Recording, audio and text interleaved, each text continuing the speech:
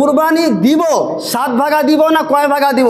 জেনে রাখুন, সবচেয়ে উত্তম হলো একটা পরিবার থেকে একটা জন্তু দেওয়া সবচেয়ে উত্তম।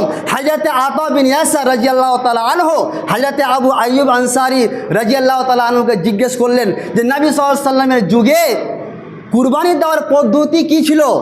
তো হযরত আবু আইয়ুব আনসারী রাদিয়াল্লাহু তাআলা আনহু বলছেন যে কানা আর-রাজুলু ইউজাহি বিশ-শাতি আনহু ওয়া আন আহলি বাইতিহি। আরে নবীজির যুগে একটা পরিবার থেকে, একটা ফ্যামিলি থেকে একটা কুরবানি দেওয়া হতো।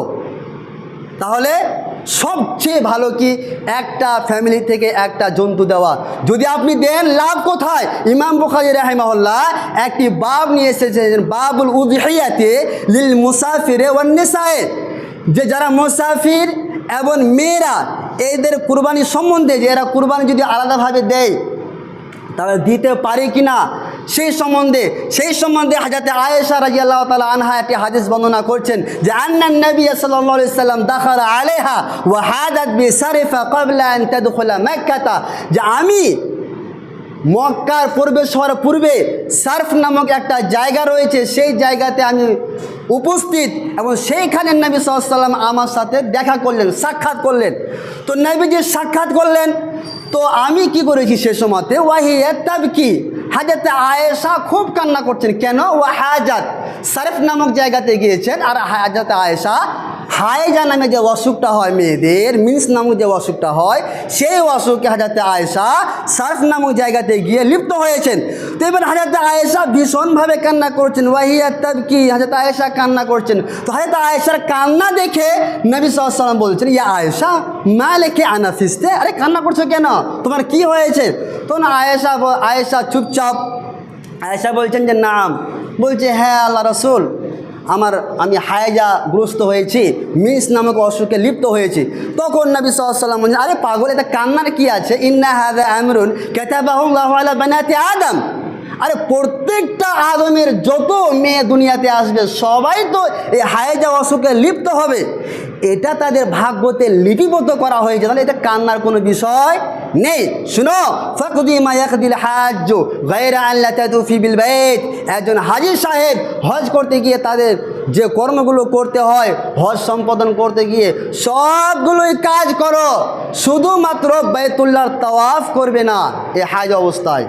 তারপরে আয়েশা বলছেন যে ফালাম্মা কুন্না বিমিনান, যখন আমরা মিনায় উপস্থিত হলাম, মিনা একটা জায়গা, তো ওখানে যখন আমরা উপস্থিত হলাম, তো উতি তো বেলাহমিন বাকার, গাভীর গোশত নিয়ে আসা হলো আমার সামনে।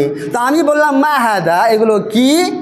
তখন সাহাবা কিরামরা বললেন, আরে জাহা রাসূলুল্লাহ সাল্লাল্লাহু আলাইহি ওয়াসাল্লাম আন আজওয়াজিহি বিল বাকার, নবী সাল্লাল্লাহু আলাইহি ওয়াসাল্লাম তাদের স্ত্রীদের পক্ষ থেকে কুরবানি দিয়েছেন।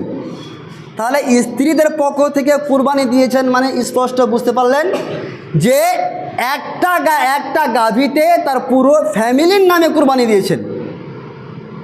তাহলে আপনি 7 ভাগা দিচ্ছেন, আমি বলছি না জায়েজ নয়, জায়েজ।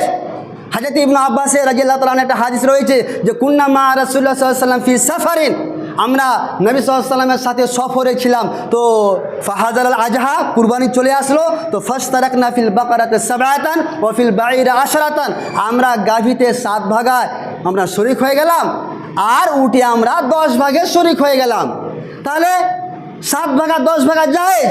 তবে সবচেয়ে উত্তম হলো পুরো ফ্যামিলিকে যদি আপনি নেকি দেওয়ার ইচ্ছা থাকে, তাহলে একটা ফ্যামিলি থেকে একটা আপনি কুরবানি করেন, সবচেয়ে এটা নেকির কাজ। কেন আপনি যাবেন ভাগাতে, কি দরকার? আপনি তো নিজেই আল্লাহকে বলছেন, আল্লাহ এই জন্তুটাতে 7 ভাগরা আছে, তুমি 7 ভাগে নেকিটা বন্টন করে দাও, আপনি তো নিজে বলছেন আল্লাহকে। তাহলে বুঝতে পারছেন, একটা জন্তু একটা ফ্যামিলির থেকে সবচেয়ে উত্তম।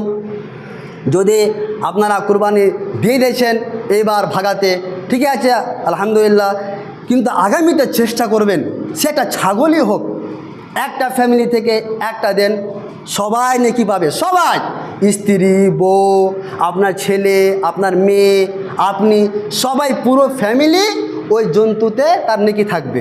কাজে অবশেষে টাইম শেষ। আশা করছি আপনারা, আমি যেগুলো আপনার সামনে বক্তব্য রাখলাম আপনারা অবশ্যই বুঝতে পেরেছেন। অবশেষে আল্লাহর কাছে আমরা প্রার্থনা করি, হে আল্লাহ, আমরা যতটুকু শুনলাম আমরা যেন সেই হাদিস কোরআন অনুযায়ী যেন আমরা কুরবানি দিতে পারি, তার তুমি ক্ষমতা দিও। সকলে পড়ুন আল্লাহুম্মা আমিন। আউযু বিল্লাহি মিনাশ শাইতানির রাজিম।